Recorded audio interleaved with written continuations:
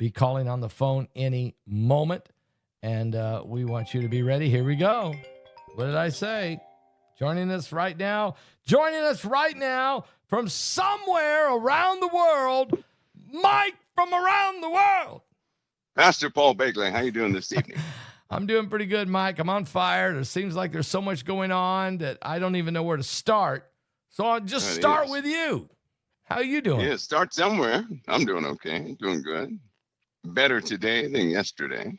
Finally, the government's reopened. Thank you. I was wondering, how difficult was that for you while the government was closed? Well, it's not that it was difficult. It was just putting up with the nonsense. That was the hard part. Yeah. I mean, you're able to work around stuff. It's just putting up with all the foolishness and the nonsense that gets in your way. Yeah, I understand. Mike, there's a lot of things that's been going on. I don't know where to start. I mean, I could start with Syria. I could start with Atlas. Where do you want to start?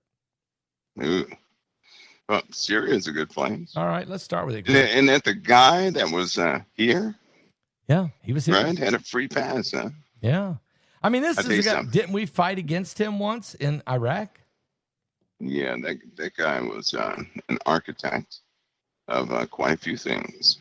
And I just, a person who designs genocide, murder, and it's really in his heart. It's one thing to carry out the orders of somebody else. It's another to be an architect. When you're an architect, you're the one that all of it came through. And this guy, he still has that look in his face. You can look at his face and tell this guy has something up his sleeve. Mike, they brought him into the back. The information I got from one of the government insiders, they brought him into the back tunnel. They snuck him in. Yeah, they snuck him in. That's not good. That's just not good. He just popped up and appeared. What's so sad, though, is some of the people in Washington, it's almost like they're not there. They're there, right? But something else has got a hold on them. Yeah. Something else has certainly got a hold on them. And I challenge people to see that. Something has got a hold on them. In fact, I've been seeing something lately behind that, and it's very unsettling. Okay. A lot of people, they talk about the ancients coming back. Yes. Right? Yes. If people look closely, they'll see them everywhere. The big ones. Yeah. Everywhere. Wait, are you saying they'll actually physically see them or in the spirit? And you'll see them. You can sometimes, when you engage a person, people only have so much knowledge. People only have so much coldness. They only have so much. Yeah. Some of these people are, Pastor, they are different, cold, and indeed their family history supports, something odd happening. These people look like the Walking Dead, in the eyes. And their conversation is, you see them one way on television. Yeah. They're not that way in person. No. They're not that way in person. They're cold, empty, just empty. Soulless, like they don't have a soul. Something else is in there, and they carry has anybody ever been around, been in a place, and everything in your spirit scream, get away, get out? Oh, Something's here that shouldn't be here, right? Right. That type of feeling. And on occasion, you will hear them call each other names, and they're not their names, right? Right. On occasion. And the one thing I've learned over time is this: these ancient ones have the same language. They say the same things over and over again.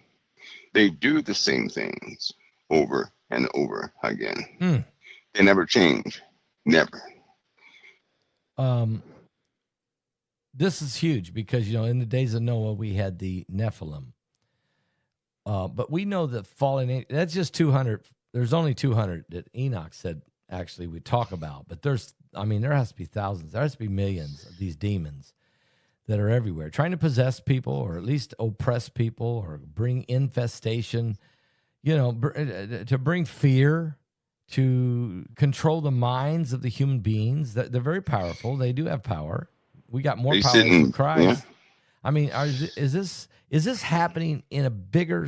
I wrote the book, Yep. Revelation 9:11, that Apollyon command has come out of the pit. I believe he's out. What do you think? Pastor Paul, I'll tell you what, these people, they've been around for some time. The problem is, right, we're often blindsided by entertainment. We can't see them through what they present to us. If you take away the music, if you take away the acting, if you take all that away, you have an empty husk with something inside. Really?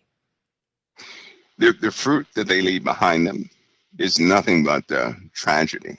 The Lord said, you'll know a tree by its fruit, right? Right. All the fruit that they have left behind is carnage. All of it. And then when you dig into their lives, they were prepared. So you're looking at families that first had a lot of incest, right? Yep. They keep their bloodlines clean of everybody else. So they only marry specific people, and which is why they switch partners from time to time. But when they do that, they prepare their children, right, for spirits. A baby. Can you imagine a 1-year-old running around, not crawling, running, or an 8-month-old baby running around? No, I don't. I just can't. I mean, or a 1-year-old with supernatural knowledge, engaging in saying things they shouldn't say, and it's by no means holy, very unholy. So, are you saying that these are demonic consummation taking place here? Is it maybe even in a ritual event to try to create some type of occult being? Well, the rituals happened a long time ago, right? Yeah, To clear their bloodlines in the family, and but they've been doing it ever since. That's where all the stories of vampires and werewolves come about. Somebody changing, physical formation of a person changing or adjusting, not to a wolf, but to think of a person whose bone structure becomes sharp. Right? Cheekbones are pronounced. Backbone is pronounced. Just all at one time. Is this the shape shifting? Is that going on? I mean, or is that just already a part of what they are? Well, if it's part of what they are, and they take pride in what they do, right? They learn differently. On occasion, you'll find people who have they're very reluctant, but they've been exposed to it. Right. And these people are, anybody who's been exposed to that, really exposed to it, you'll notice they have a duality. There'll be one way, one moment, trying to escape. The next moment, they're totally complicit, back and forth. Yeah. Mike, also, we've got some major signs in the heavens. This Atlas 3I just won't go away. I mean, there's all kinds of, it's got a little tail. I think it kind of grew. But BP Earthwatch actually zeroed in with some information he got, and it looked like a cluster of rocks. Now, I don't know if it is or if it's just one big rock, and you said it has companions with it, and maybe that's what he saw. Can you explain some more on that? Yeah, it has companions, water, lots of water around it, and so he likely saw that. And some of those, you're looking at an object or rock from somewhere else. It's not like most models of asteroids and comets and meteorites. So it's very different in its nature. But it's not going to be the only one. And I will say the timing is odd. It's very strange. It did come around at solar maximum. It did come around when the magnetic shielding was at its weakest point. Wow. I know that a lot of people had lots of speculation, but you have to keep in mind, what in the world are people seeing in the skies, right? What hit one of our aircraft a couple of days ago? Huh? So I doubt if we'd hit our own aircraft with our own technology, right? What were they tracking in the Gulf of America? What? By the way, that's going to become a hot topic. The Gulf of America, period, is going to become a hot topic. What are they tracking? Are you saying, okay, now we've talked about USOs, unidentified subterranean objects or sea objects or whatever it is. Are you saying they're or are we talking about submarines or different technology? No, are we talking about Russia? Not submarines. Russia? No, not Russia. Okay. No, nobody has anything that can travel that fast underwater, right? Nor can they illuminate for that long, right? So no, it's not us. We're going to face a realization one day that there's a breakaway civilization on this earth. What? I mean, I know you've said this before. In some of the webinars we've had, you've talked about this, that there's breakaway civilizations and, like the ant people or maybe people that are civilizations that broke away and stayed underground because of what happened. Maybe underwater. Because of what happened underwater. On the earth. Underwater people, do they swim or what do you mean by underwater? Or are they just in a cavern? That's where they live. That's where they live. It's where they live. Now we're talking about human beings, just like you and I, right? Okay. That are a bit more, maybe their bone density is different, small differences, but nevertheless, a breakaway civilization that runs off a different set of standards. So they, it's only a matter of time before, both worlds, right, start to mesh. And somebody already knows about it. Somebody knows about it. Why in the world? I'm going to ask you a question. Every time they have these UAP sightings, right? There's no air traffic. Every time have you noticed that, right? Shouldn't we have air collisions or something like that? And there are different types of these UAPs or UFOs that people see, right? They've been documented all the way back to the 1200s.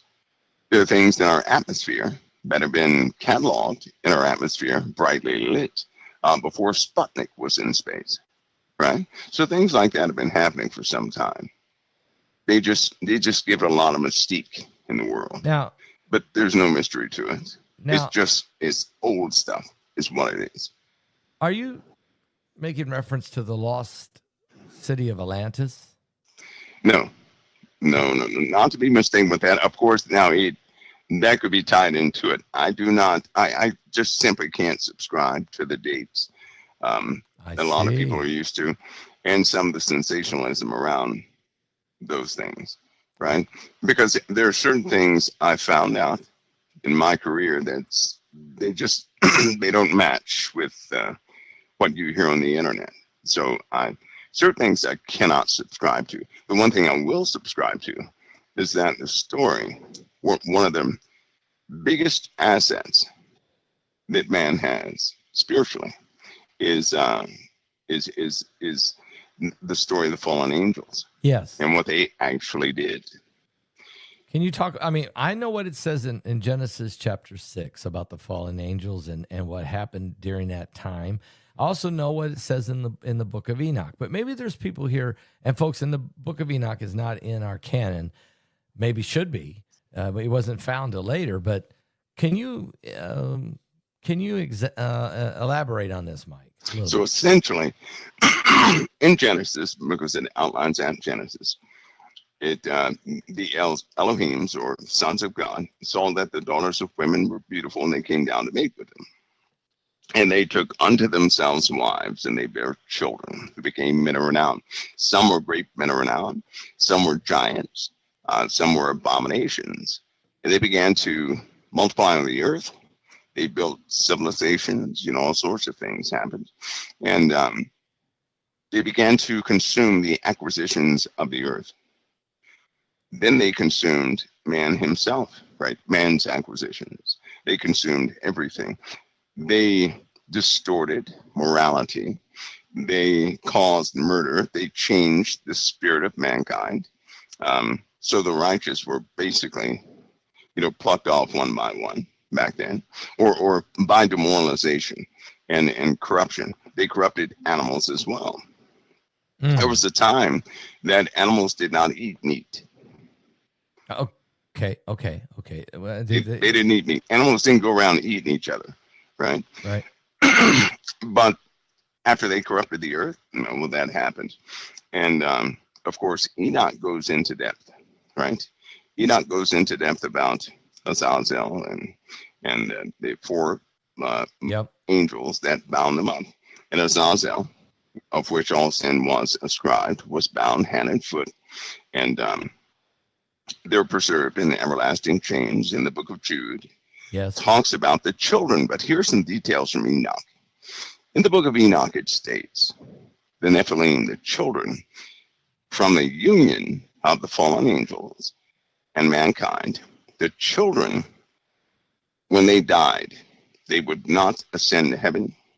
They would not go anywhere else, but they would remain on the earth, and they would be known as evil spirits.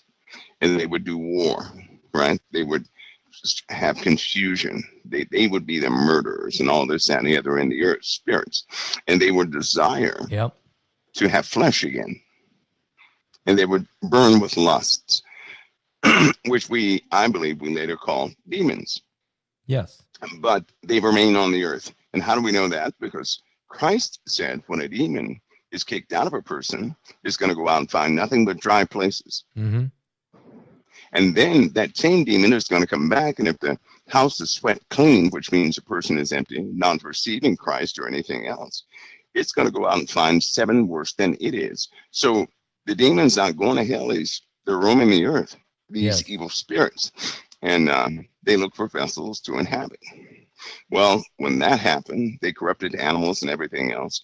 A declaration came from the Most High after the intervention of the fallen angels, and he was going to destroy the earth, of which he said Noah was found perfect in his generation, which means he wasn't perfect as far as his actions, but he was as God intended him to be.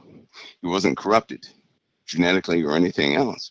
So he was saved in his family, and God gave him very specific things to follow following that flood. It seems that go ahead. That began a brand new era for mankind. And of course, Noah and one of his sons sinned the day after right after they got off the boat. Noah was drunk, and his son saw him in a way he shouldn't have. Yes. But God sent the rainbow to signify he wouldn't destroy the earth and all life by a flood again. But I have to make a note. He didn't say we wouldn't have floods. He said he would not destroy all life on this earth by a flood again. So now we're dealing with the residue of the fallen angels, of that union, right? But in the book of Daniel, it raises the same thing. And I know a lot of people, they attribute that to the sons of Seth.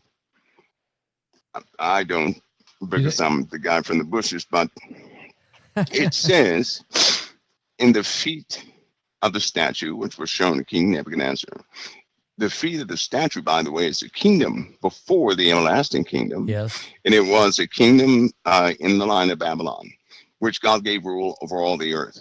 So Babylon has the highest standard of all kingdoms in the earth. God said that. And the feet of that statue is partly strong, partly weak. So it's divided. And part clay, part potter's clay, part, iron. But he said that in that part of that statue describes the way of this world, which is they would mingle their seed with the seed of men, but would not cleave one to another. Now, why that's so significant to me is that in Genesis, it says they took unto themselves wives. That is to cleave to a woman. Right, that is true. In Daniel, it says they did not cleave one to another, but they would mingle their seed with the seed of men. Yes. And as far back as the year 500, this theme has been happening, that some sort of entity is coming down taking genetic material from both men and women. Okay. And people call that UFOs or Yeah, aliens. Okay. that's what we call them today. Yeah. Yeah. Yeah. And they also, back in the year, I believe it was 910 to 1,000, and a lot of records were lost back then too, but they still have some, that these people said they would have these experiences where they know that some of these weird looking kids were their children. So in other words, I mean, a lot of people have never heard about Genesis chapter 6, and the absolute fact that the fallen angels looked upon the daughters of men, saw they were fair, and they took them wives as they chose. Whether that was done forcibly or not, they did it. And let me just read that so that some of you can understand. It's in Genesis chapter 6. You can read it. It says, "It came to pass that when men began to multiply on the face of the earth, the daughters were born unto them, that the sons of God saw the daughters of men, that they were fair. And they took them wives of all which they chose. And the Lord said, My spirit shall not always strive with man, for that he also is flesh, yet his days shall be 120 years. So now we're starting to see a life expectancy or cap on us. There were giants in the earth in those days, and also after that. And when the sons of God came in unto the daughters of men, and they bare children to them, the same became mighty men which were of old, men of renown, giants, okay? And and God saw that the wickedness of man was great in the earth, and that every imagination of his thoughts of his heart was only evil continually. So it repented the Lord that he had made man on the earth, and it grieved him at his heart." So, Mike, when we talk about these breakaway civilizations, these would be the remnant. Would you say these are the remnant of the Gen 6 era, and that's why they're still here? Look, these were demonic forces, but they've multiplied. Have they multiplied on the earth, the demons? Well, when Enoch gives us account, and he says that 200 fell on Mount Hermon, made a pact, right? And those were the chiefs of 10. So what that means is that 200 fell on Mount Hermon, but there were a lot more in other places. Yes. So I believe there have always been quite a few here on this earth and around the earth, right? In this existence, which is, our realm, this physical realm. So it's been a lot of them around this entire time. Yeah. But I have a question. Okay. Why would they rebel against the living God and mate with women? See, that was one of my questions. What mindset is that? Why would a person rebel? And they were made eternal. So they knew God. They knew the throne. They knew his glory, his majesty. What would make a person? And I say a person because of Genesis, when the Lord said, man has become like one of us, knowing good from evil, unless he put forth his hand to the tree of life, he'll live forever. Right. So the only difference between us and those who dwell in the heavens is mortality and our choices. Yep. So we're just making bad choices. But what would make a being fall like that? Fall like Lucifer, fall like them? Could you really? No. What is going on with you, right? And then they would see the daughters of men, that they were beautiful. Now, immediately, Pastor Paul saw that as a tool. Okay. A tool. So which means they had rebellion in them already. Yes. Right? Yes. So what were they trying to do? Destroy. Well, Satan fell. Satan fell because he thought his throne should be ascended, equal to or above God's. That's right. It's what he says in Isaiah 14. When a person has a mindset like that, right? When they think that they can do a good or better job than you, what they end up doing is trying to sabotage your future. That's exactly what they do. And so that's exactly what Satan did. And so even in Enoch, it says, Semyaza, he was the one that had deceived the fallen angels into making that pact in the first place, which was the same entity in the garden. Yep. Lucifer, right? Lucifer did it. So he tried to sabotage what God had planned on this earth through his own children. People that desire in those angels what was known as a fallen Well, angel, so when to sabotage God's kingdom with us. you can find that, folks, what Mike's saying is found in Isaiah chapter 14, where the Lord talks about how Lucifer, the son of the morning, how art thou, Lucifer, the son of the morning, that fell to the earth. And with his fault and his angels that came with him, about a third of the angels did a rebellion in heaven. And Mike, I'm with you. Why in the world would you rebel against the creator and the God of all things? I understand Lucifer was one of the archangels and that he was given super authority. And he was beautiful. And he was beautiful. Beautiful. But where did that thing come from that got in his heart to covet God? Really do. That's right, and I really do believe because of Genesis, and it makes it when the Lord said, right after Eve had partaken of the tree of good and evil, when the Lord said, "Man has become as one of us, knowing good from evil," right? Yes. Unless he put forth his hand to the tree of life, he'll live forever. So look at us down here. We know good from evil. We do. We don't always choose the good. But what is the motive of a person who tries to sabotage somebody else? Jealousy. Yes. Jealousy. Jealousy's bad. They're jealous. And they always become jealous after they perceive themselves greater than their creator. Yeah. Right? Yeah. So Satan saw, he must have seen himself. And he must have perceived himself, much more glorious than God was, and wanted the praise that God was getting. Dear Lord. So he sent forth to sabotage everything God created. And I say sabotage because look at what he did. Before Jesus came, there were false Christs who also came. Right. That was in the book of Acts. There was also a virgin birth among the pagans. In the Bible, it says when Satan tells a lie, he speaks of his own. Yes. Well, what does that mean? That means he's speaking of his own activities back in the past.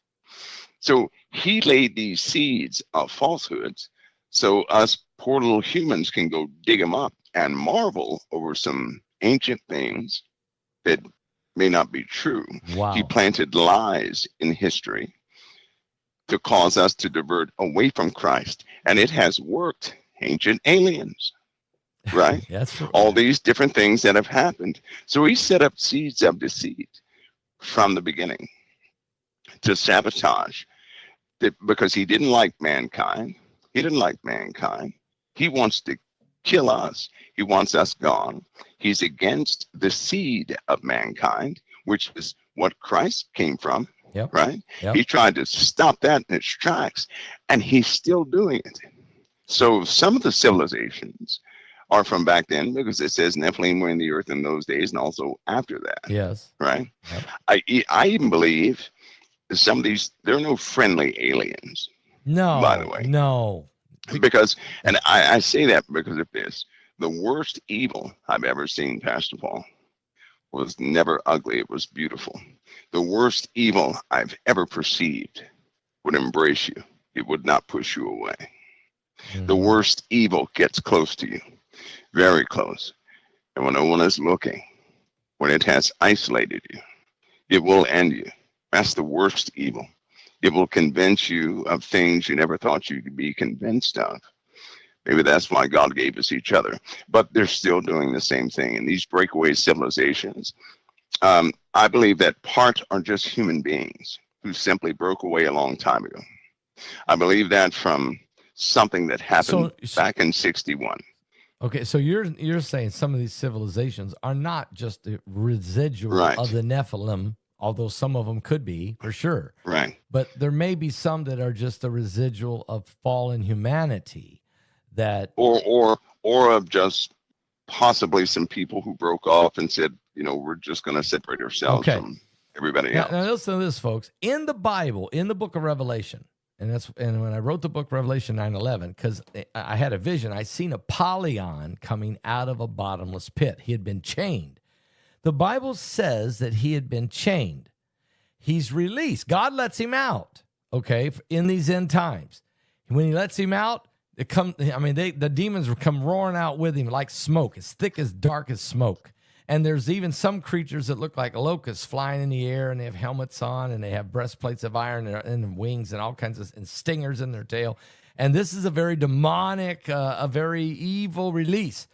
But then the Bible tells us that demon, that fallen angel, releases 4 more out of the river Euphrates. This is certainly setting up an end-time scenario in the Middle East, which encapsulates the whole world. So when Mike says that there's breakaway civilizations, or that there's fallen angels that are, there's civilizations living in the earth or under the sea or wherever, that is not far-fetched. There's scripture telling you that it will happen. And even in Genesis 6, when it says before and after the flood.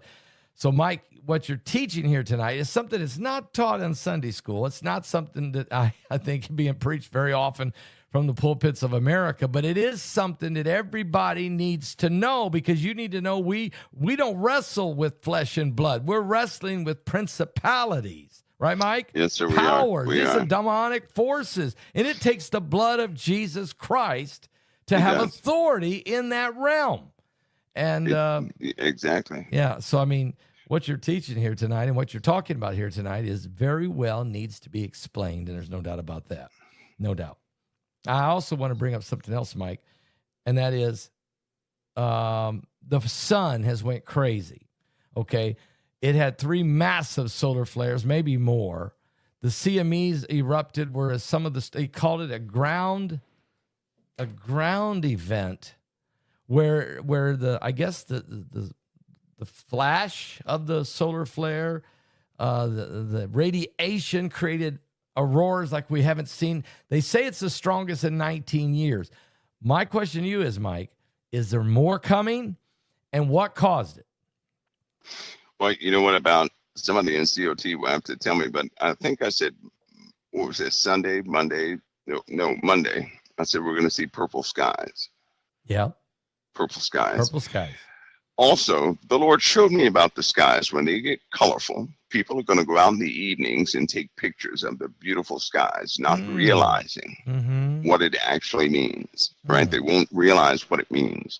And one of the saddest parts of this is this story is not a new story, right? It's not new at all.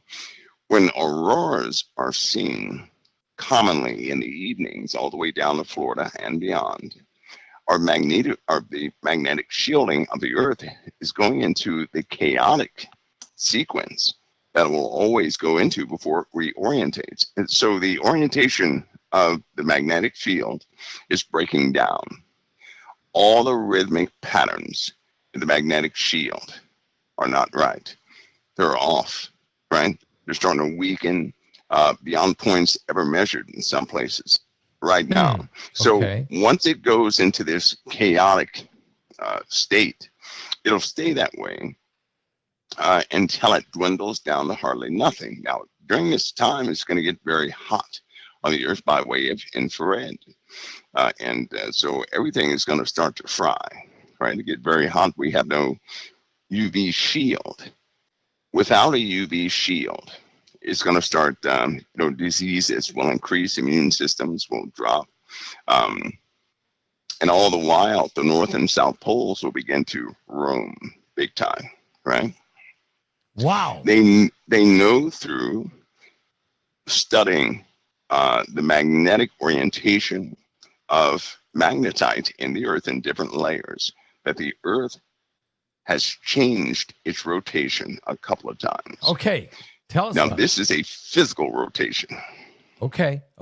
So just imagine, right? Just imagine the magnetic shielding of the earth is generated by a theoretical dynamo inside the earth, right? So motion, inertia, is causing this magnetic field around the earth.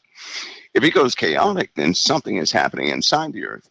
If something is happening inside the earth, something is happening inside the sun, because the sun is one of the biggest influencers of all the planets in the solar system, right?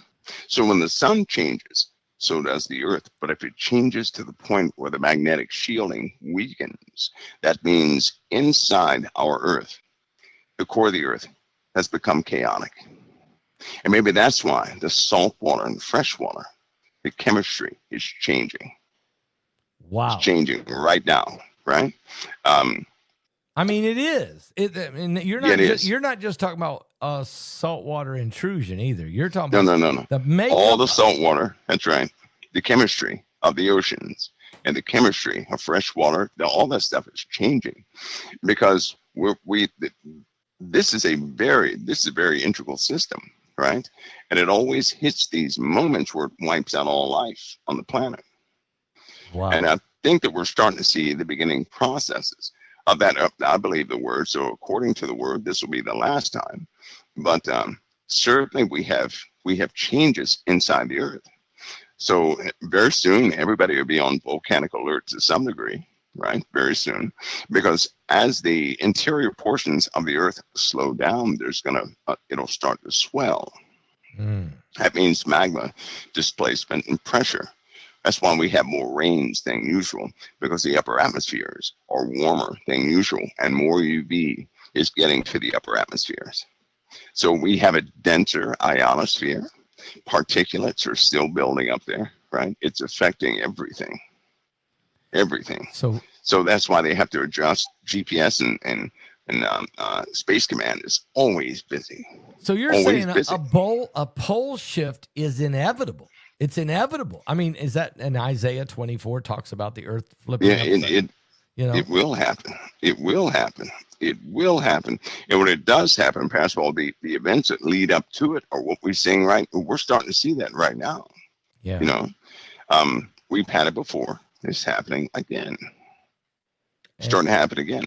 So as these things develop, the sun, the moon, the stars, more and more asteroids, meteorites, fireballs, things that are approaching the earth. You and I have talked about a POFUS coming on Friday the 13th, 2029. You've always said to me, don't worry about that right now. We got bigger problems to deal with. We do. And in the webinar we're going to have in December, I'm going to ask you to give your predictions for 2026 on any subject you want to. But can I ask you right now, do you feel or do you see or do you know that we're going to have more deep impacts or yes, we will. We've passed on in the last 4 weeks. We had 22 impacts on the earth. See, that's not being reported, Mike. That's not being reported. 22 impacts on the earth. Yep. I mean, I got to fight hard. I got to scrape to find information. Yep. 22? Yeah, 22.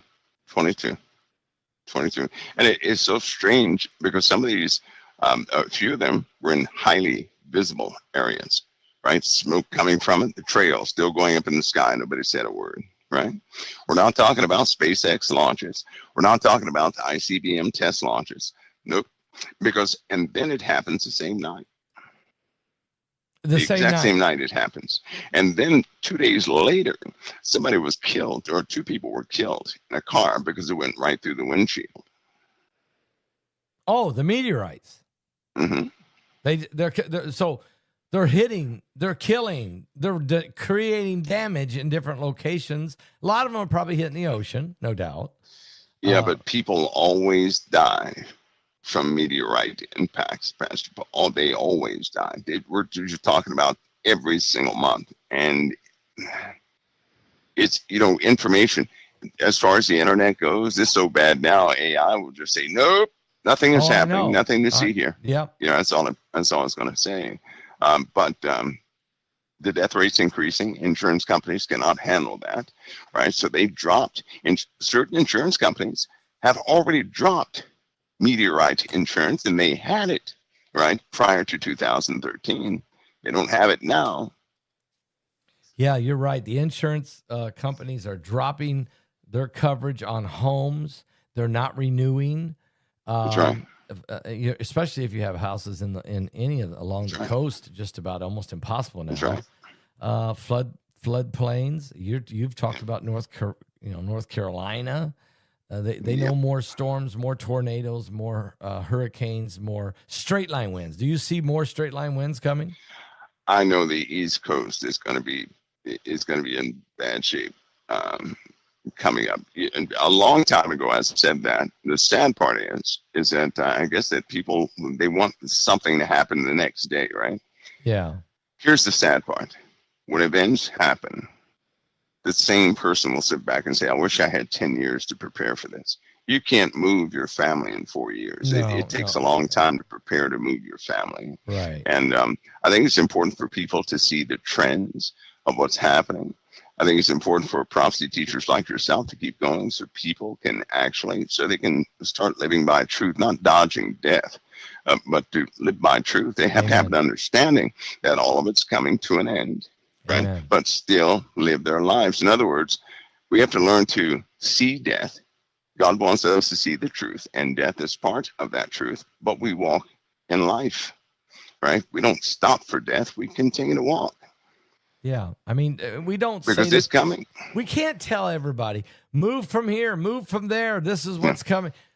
Look, there's something coming everywhere, basically. Yep. And so you got to walk by faith. You got to live by because faith. They're going to get mad. They're going to be, I'll make a prediction right now. They're going to be mad in less than a year. Right? You remember that year I said people are going to see a big ship? Oh, yeah. How did about 300,000 people see a big ship? Right? They put a clamp on that. Yeah, they did. They didn't want nobody to know about it. That clamp is coming out in the Senate. Isn't that funny? So is a year. Secrets are being revealed, Mike. They are. They are. Because it's what's happening is they have no choice. Mm-hmm. They have no choice. They've got no choice. All this hidden stuff is not going to be hidden long. No. But it won't be as people think. It's not going to. The spiritual aspect of things is going to be worse than anything. And in what way that makes? Well, people are going to, Pastor. People are going to start changing, right? I'll put it this way: some of the older folks, right, people in our age category, even a lot of people that have faith, they're going to start giving up. They're going to begin to give up. You have some of the generation after that who were growing up kind of in the middle of divisions, and they didn't have a dad in the home, right? They have very loose footing. After them, they gave birth to a generation that was all into electronics and video games. And then they gave birth to a generation who could care less about video games, who could care less about entertainment. Yeah, right. They're looking for something real. They want something real. Yes. So you have these people, these generations. You're going to see some fall away.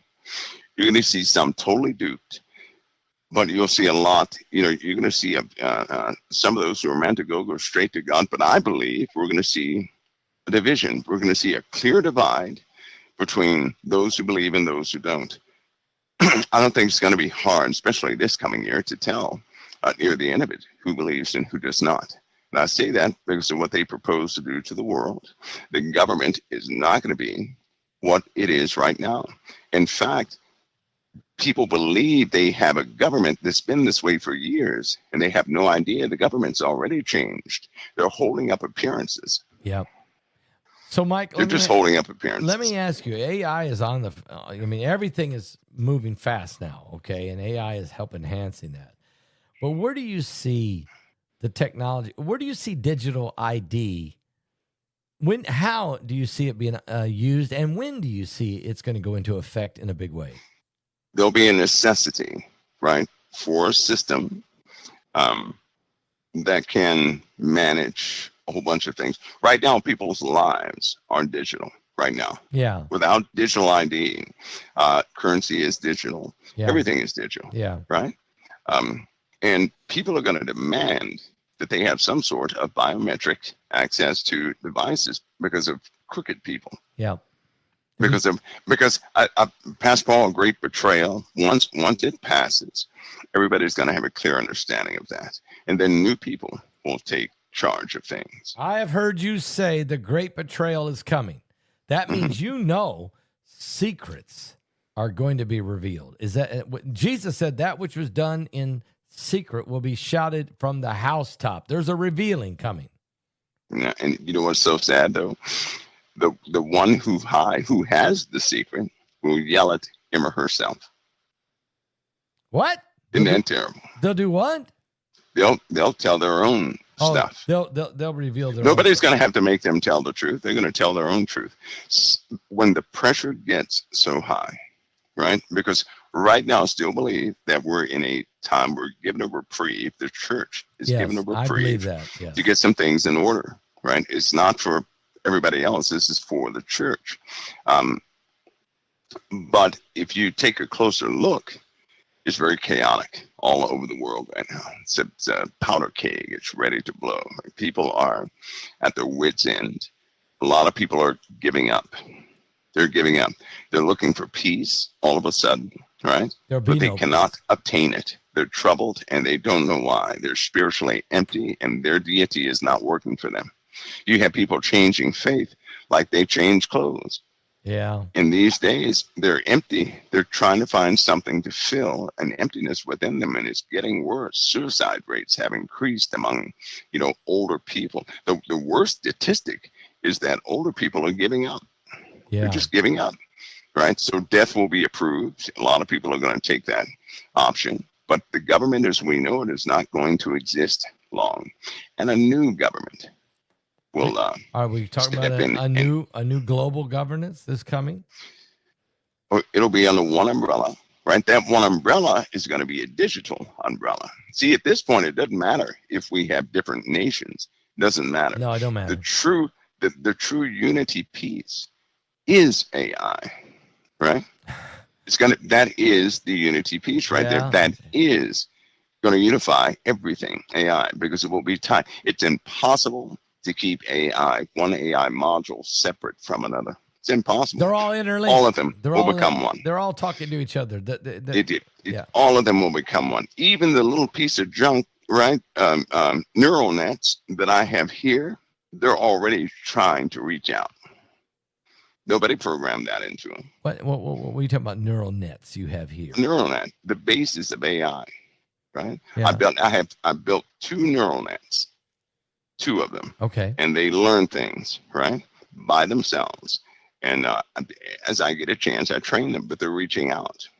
I'm seeing how they're reaching out, what's reaching back, because somebody's going to have an anti-AI system. Okay, so you're saying you've built a couple neural links, and you've been teaching them, and now they're reaching out. They want to get beyond. They're wanting to jump the fence. Yes. You can't hold them in, can you? Well, they're trying to reach out. They're probing everything, right? They're trying methods that I would never think of, because they're utilizing components on a level that I never looked into. Well, who would think to take an op-amp inside of a motherboard and begin to use it for an oscillator to do something else? Well, they are, because the AI has the ability to learn. It can learn everything at the same time.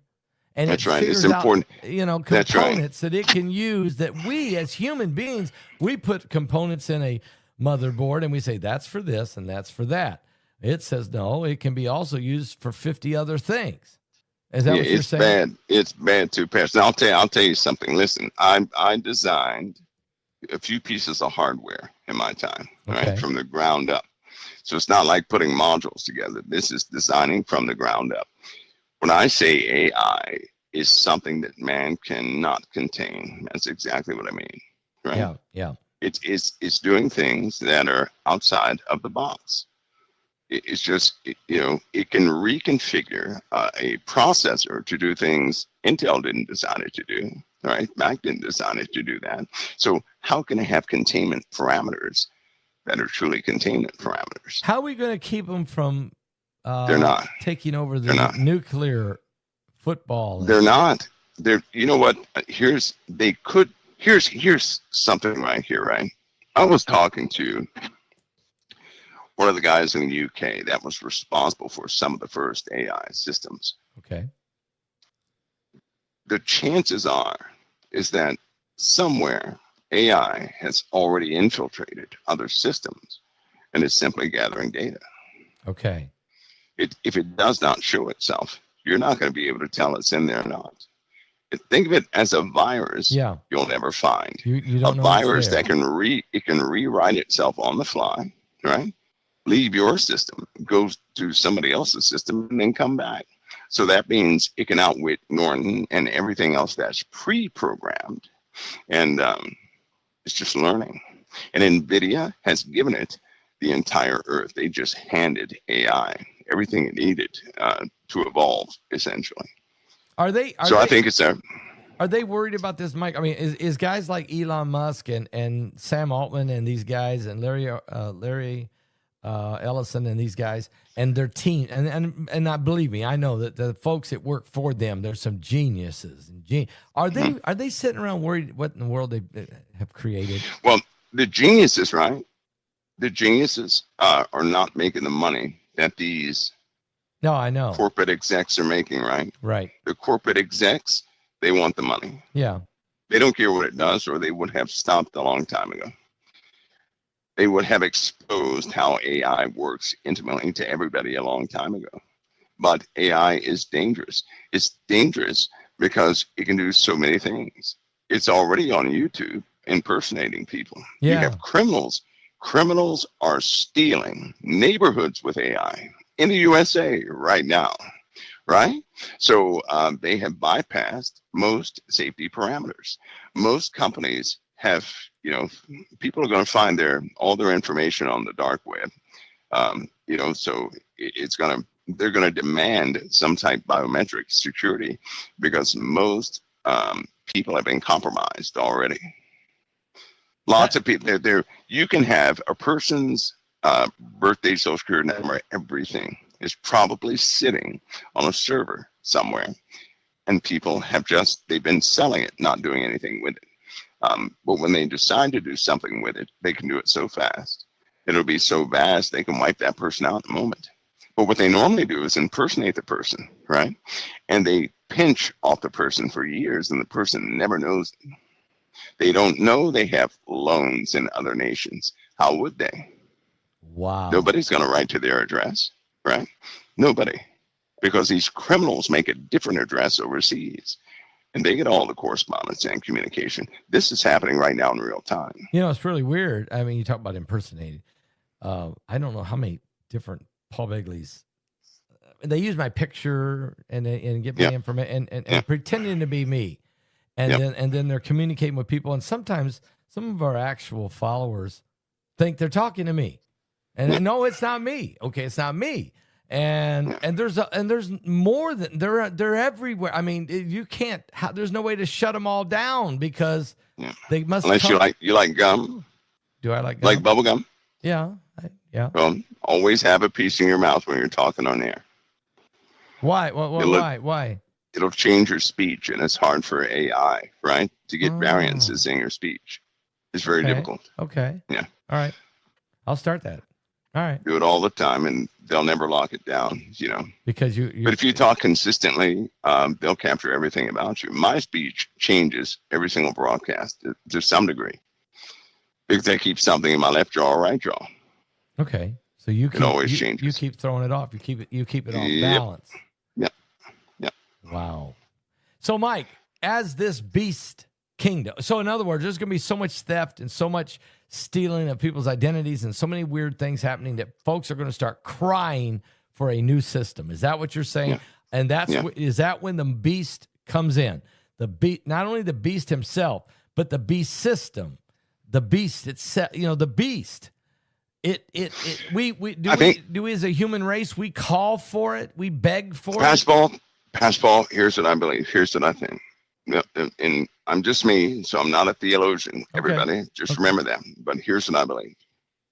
I believe there's only one landmass on the face of the earth that was not formed, right, through the blood of innocence. That is Israel, because it was handed to Israel in 1948. Yes, I agree. So Israel didn't do that. But every other nation is based on the blood of innocence. Yeah, you're right. Right? So that's not a godly place, because no godly place will ever exist that way again after the coming of Christ. And so I believe the system itself is being finished, right? It's being topped off. The icing is being put on it. Yeah. Because these nations are evil. They do not have a banner of Christ over any of these nations. Now, we have a president that believes in Christ, Yes. but the nation does not hold the banner of Christ. It does not. Yeah. Right? Can you see any nation that holds the banner of Christ? I know people will say the Vatican, right? But even they won't hold the banner of Christ. They hold the banner of the papacy. Yeah.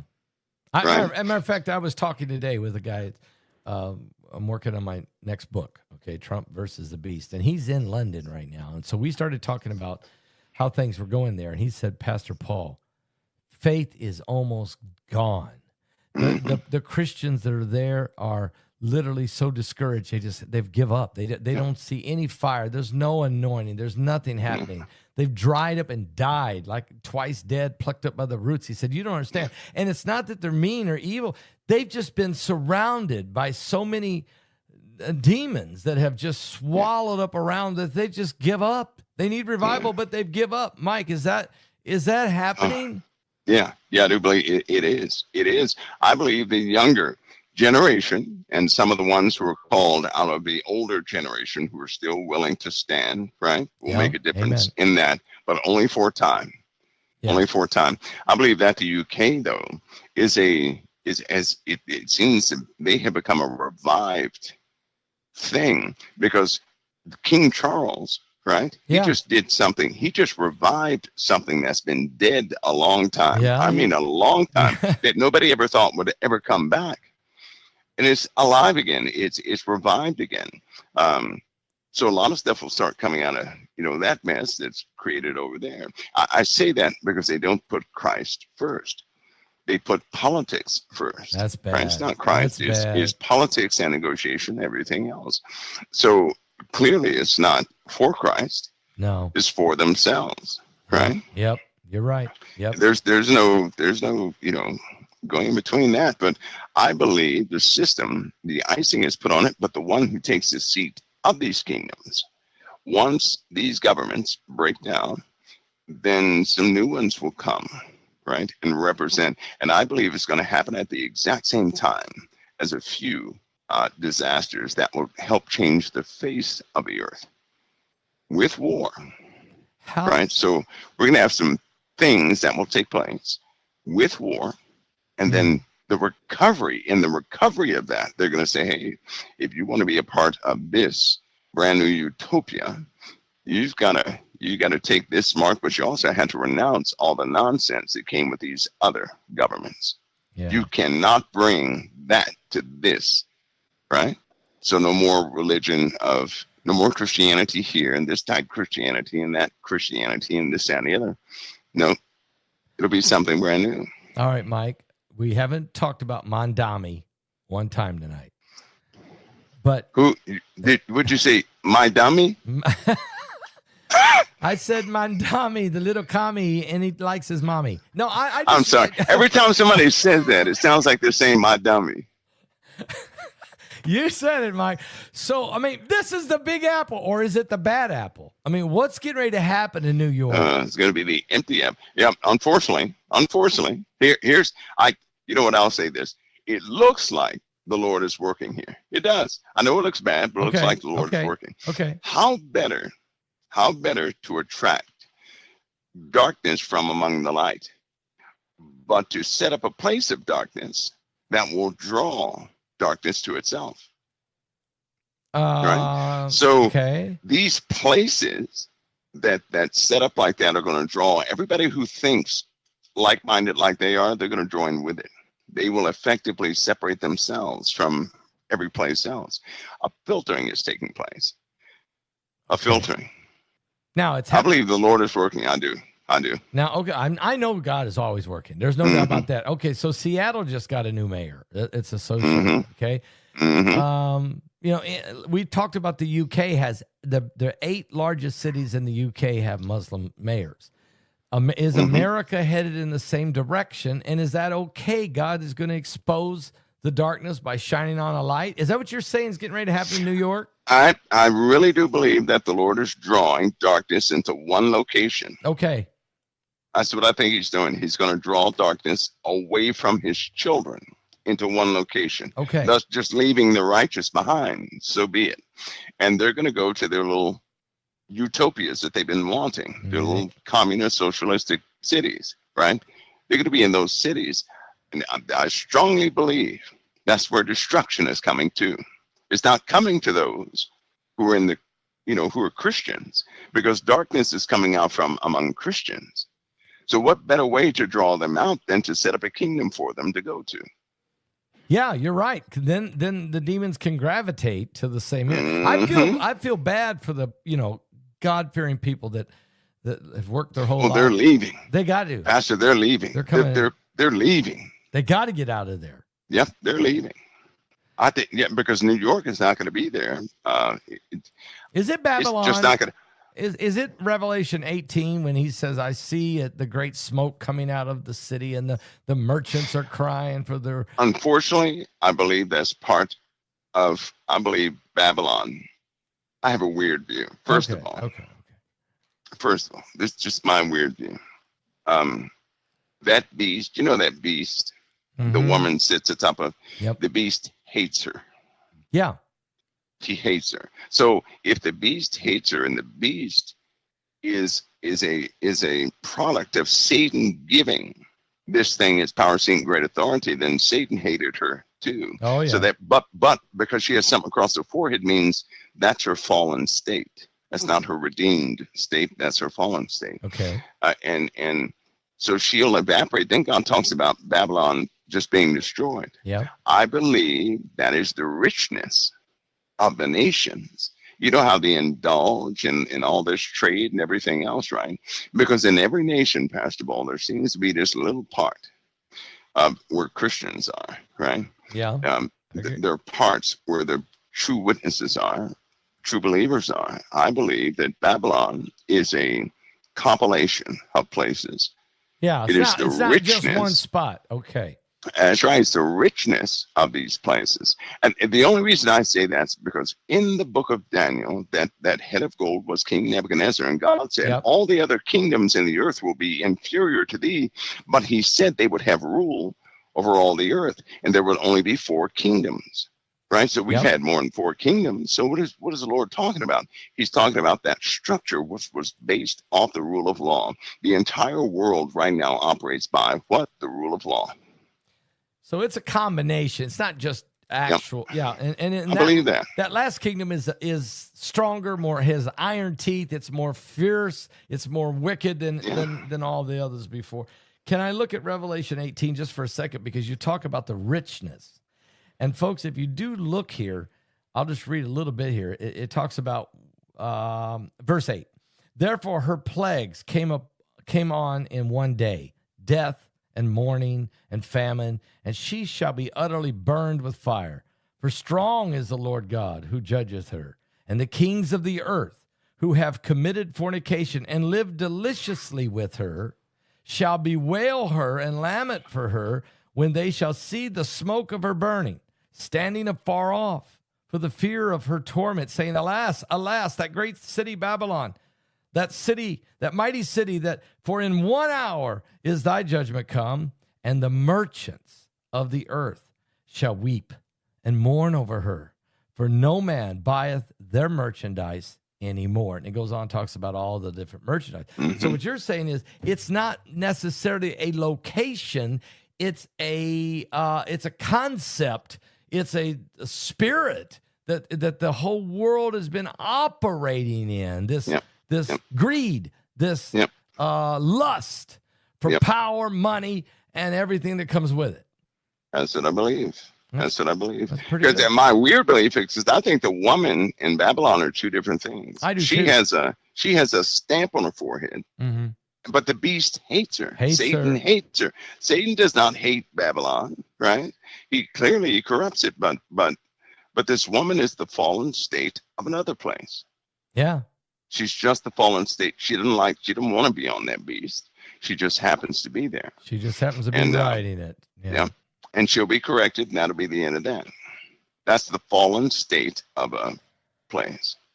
Well, we could go in for another hour on that, but we better hold that back. And Mike, we'll probably be getting a hold of you here this weekend and trying to set up next week for a time to interview you for the next webinar, the last webinar of the year, called Prophecy and Predictions for 2026. Just interested in what you see coming, not prophetically or into intel or Bible prophecy, or just predictions of what you see, whatever it may be. I'm interested on what you think 2026 will bring.